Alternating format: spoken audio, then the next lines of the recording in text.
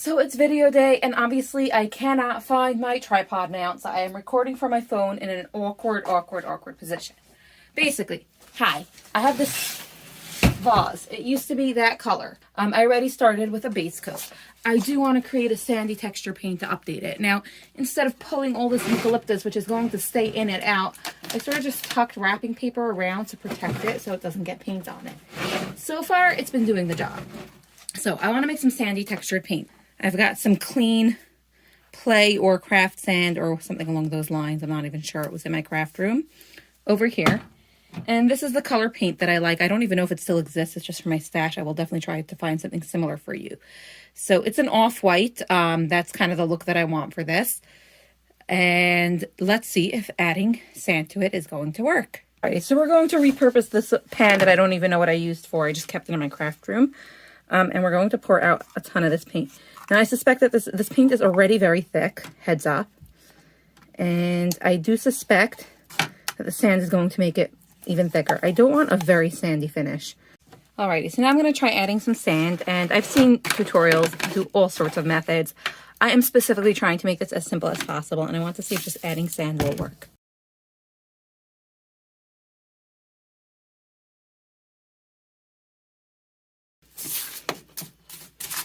Alrighty, so far I am liking what I'm seeing. It's mixing in well and making the paint sort of grainy, as you can see.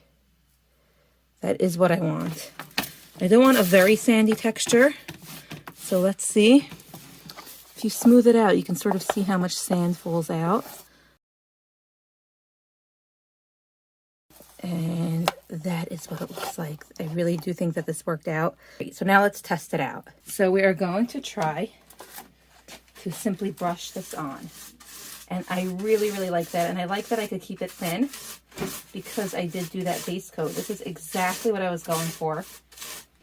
Right over there, you can see the texture. See on the brush? Here, I did leave the handles plain because I do think I'm going to paint those blacks for a bit of contrast.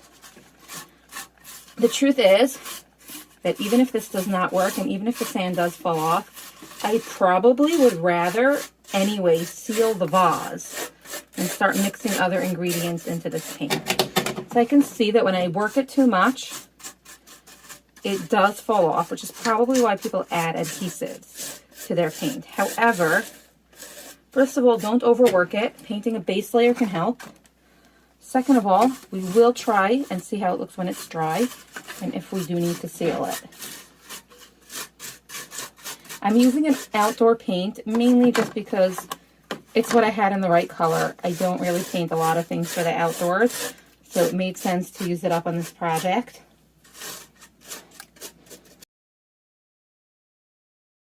So to finish off this makeover, I did paint the handles black.